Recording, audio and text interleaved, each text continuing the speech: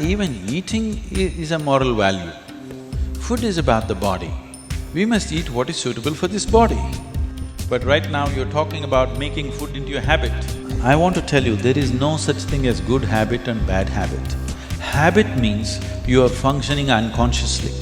If you're functioning unconsciously, that's a bad thing because the whole thing about being human is we are capable of doing things consciously. That is the beauty of being human, that we can do everything consciously. What an animal does unconsciously, we can do the same thing consciously. We can eat unconsciously or we can eat consciously. We can breathe unconsciously or we can breathe consciously. Everything that we can do it consciously.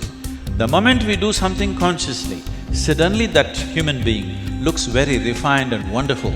Just because somebody walks and speaks consciously, doesn't he become a beautiful human being? Yes or no? That's all. So why is it that we are trying to develop habits as if there's a good thing? Habit means fixed realities, where you don't have to think. You get up in the morning and it'll happen to you. No, don't try to automize your life. That is not efficiency, that is the efficiency of the machine. This one is supposed to function intelligently and consciously. Nobody is expecting it to function like a machine. So, about food and stuff, food must be suitable for the body that we eat for. It is for the body. This is a building material for this body, the food that you're eating. What is the appropriate food? Unfortunately, it's all messed up right now. Traditionally, we ate very sensibly in this country, but these 1,000 years of innovations have brought other kinds of food cultures, and today the national diet is pizza or pasta. What is it? Which is one? I don't know. Both were competing.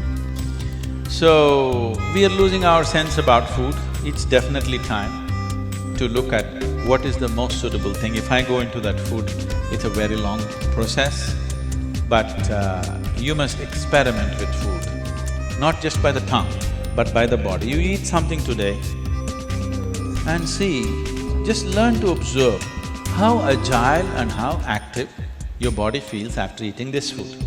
If it feels like it wants to go to the grave, that's not good food. If it feels like it wants to be alive after eating this, except coughing, because that's a stimulant. If you eat food and your body feels very agile and alive, that means it's good food, body is liking it.